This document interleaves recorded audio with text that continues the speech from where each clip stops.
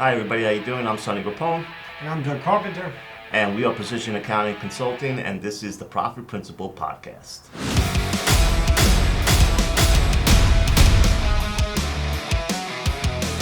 Hi everybody, how you doing? My name is Sonny Grappone, And I'm Doug Carpenter.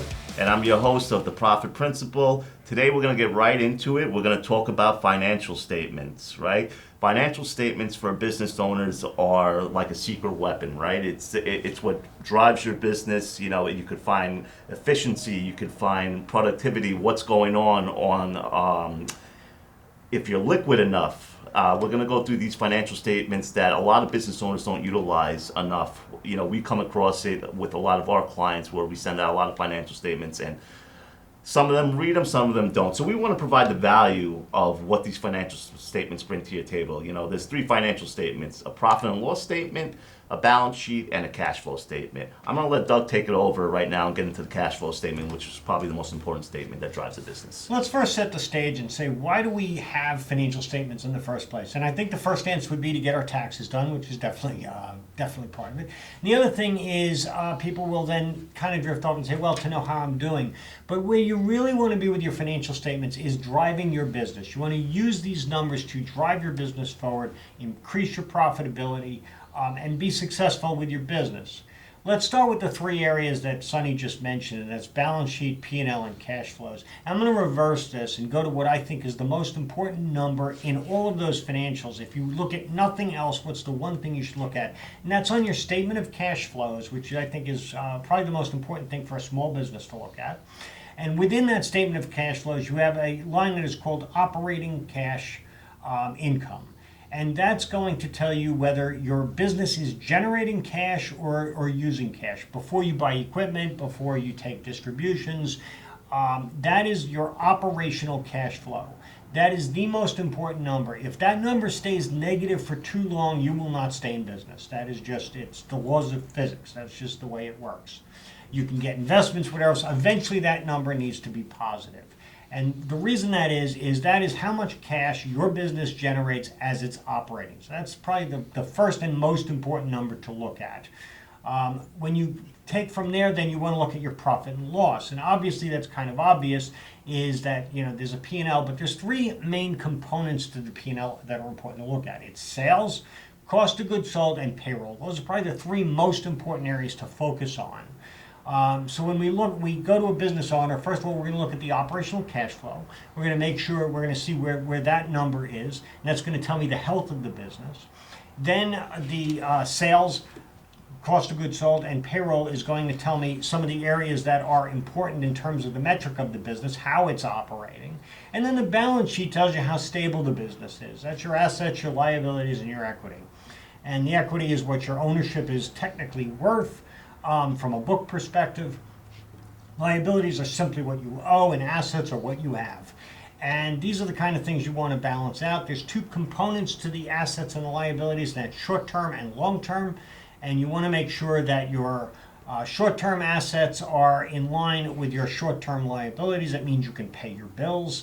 And these are the kind of things that you look at. But again, that's the first step in understanding your numbers. Yeah, you know, an interesting thing with the balance sheet too, what it can tell us is if, you know, your company has more debt than it can handle, right? Like one of the formulas that we always use, why don't you talk a little bit about it, Doug, the accounts payable formula, right? That we can see whether a company's in enough debt where it will survive going forward, you know, whether it be at the 20-day mark or, you know, what they're outstanding.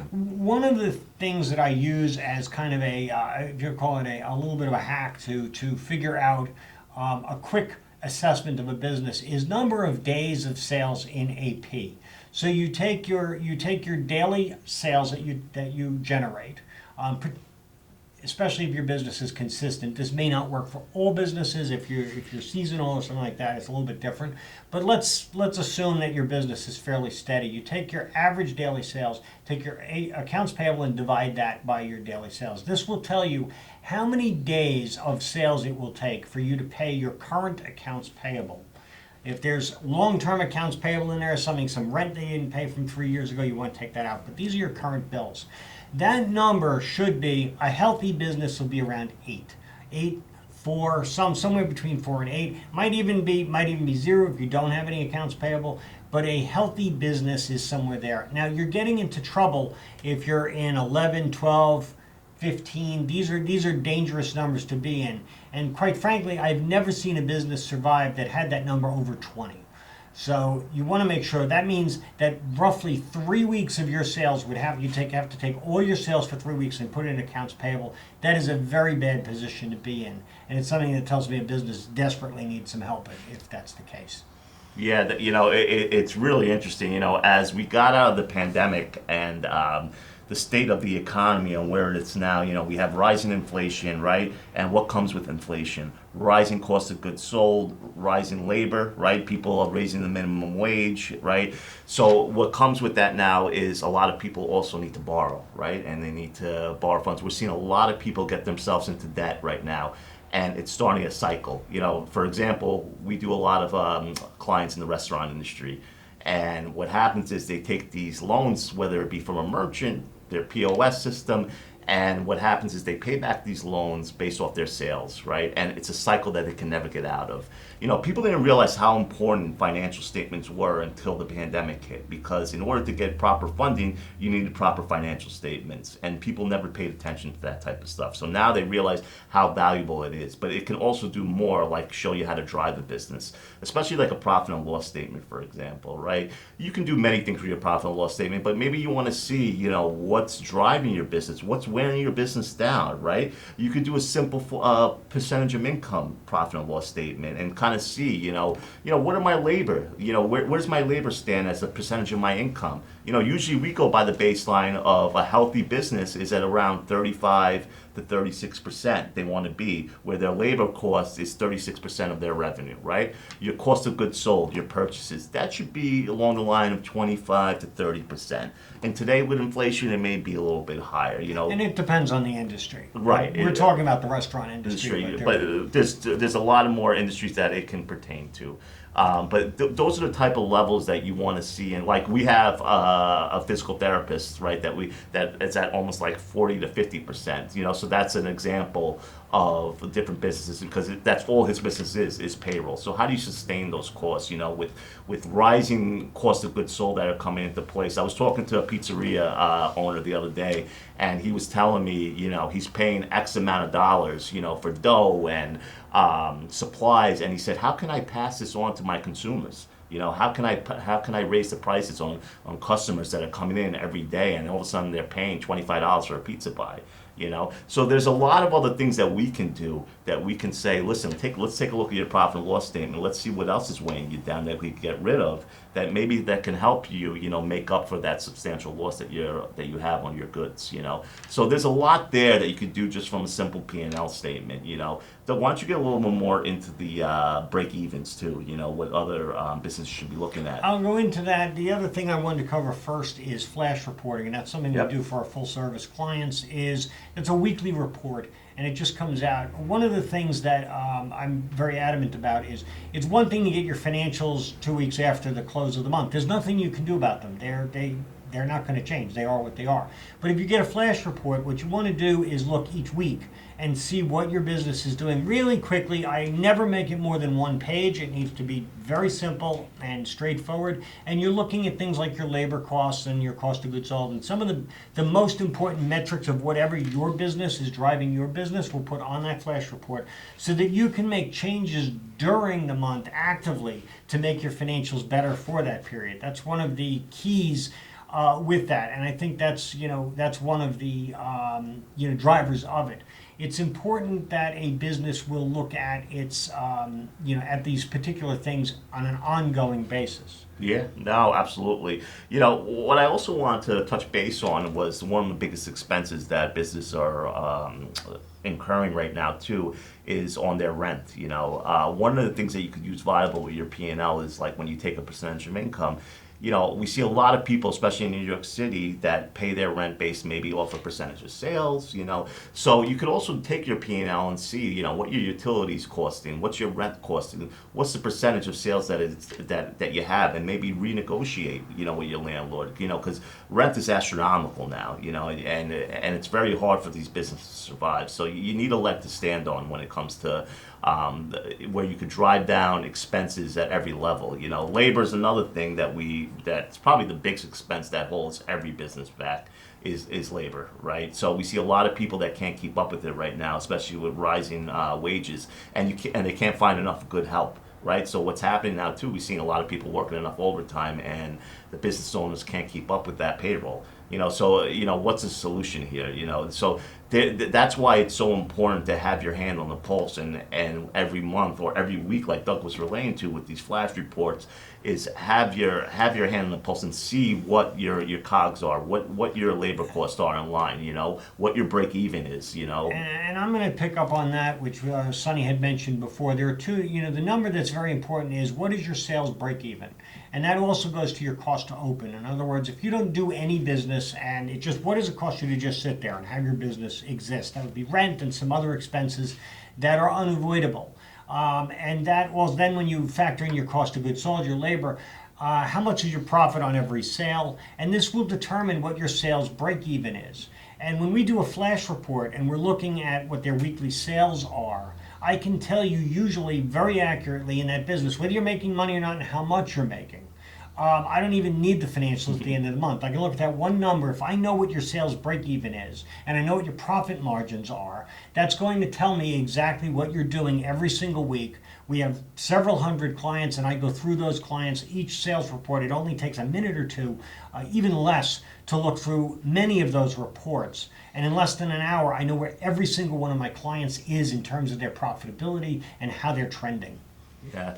Let's jump into another topic that we were talking about before, startup businesses, right? People that are going to look to open up a business, which we're seeing them pop up all over the place right now, more towards the suburban area and New York City, right? And, and we work with clients all over the globe, all over the United States, so if a business is starting up, I'm starting up a business, what are some important things that I want to look at before starting that business, and what's viable? First, you want to look at the structure, which is something we've covered in other podcasts, is the tax structure that to maximize the tax benefits. But it's also important to make sure that the business itself is viable. And going in with budgets or estimates of what you need to accomplish in order to have profitability. These are cold, you go in with a dream and you think you're going to sell the product. You need to know what those numbers exactly are. How much do you need to do in sales? So in the case of, say, a retail store, how much candy, if you're a candy store, and we had one, how much candy do you have to sell in order to break even? And is that viable? And is this something that other stores in the area can support? Or are you in line with what the sales are in other places of that? And there's ways of finding out what the other businesses are doing roughly in that area. Again, the viability of the business is important. Then on the other side of it is the capital need. How much cash do you need to open? And people always underestimate what that is. There's just a cost to get what you're doing open, and then there's cost to run it. For the first few months, you're not going to make what you're anticipating. It takes time to run up the business. You need to survive for that time, and you need to plan for that.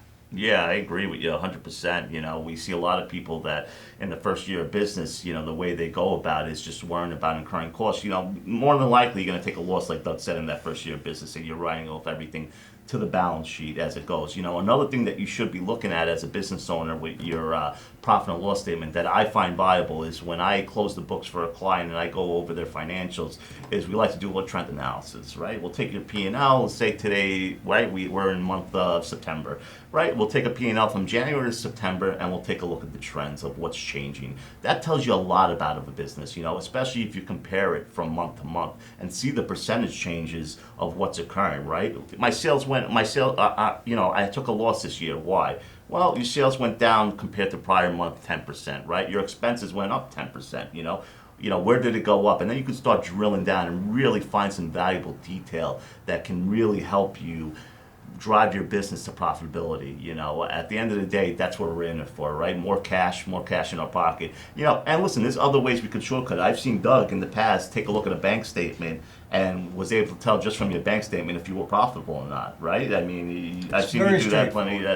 Very straightforward. But we could do it. You could do it at a high level or a really detailed level. But you just got to make sure that when you're operating these businesses, that you're taking advantage of all the resources you have at hand. And we see that happen time and time again where business owners aren't, because they just can't keep up with themselves, right? So that's why people utilize your time wisely. Allocate what you can allocate so people can bring this benefit like kind of we do to our clients. And so we talked a lot about here, so it's a lot to digest. So we really want to thank you for joining us today. We hope this brought some value to you, and hopefully next time now you run your business, you'll take a little more insight into your P&L, balance sheet, or cash flow statement. In our next episode that's coming up, we're going to be diving into the big expense that holds back businesses, where we're going to have a friend, Larry Horner from Zuma Payroll, and then we're going to talk about payroll. And what we can do to use reporting and payroll to cut down costs, and what the payroll industry is seeing now. So thank you everybody for joining us. Have a great day. Thank you.